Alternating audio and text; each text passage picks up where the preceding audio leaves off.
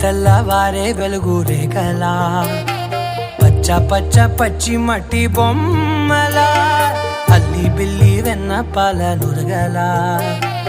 అచ్చ తెలుగు ఇంటి పూల కొమ్మలా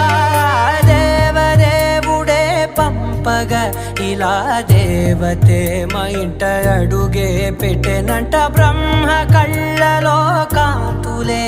మా అమ్మలా మా కోసం మళ్ళీ లాలి పాడేనంట. వచ్చిందమ్మ వచ్చిందమ్మ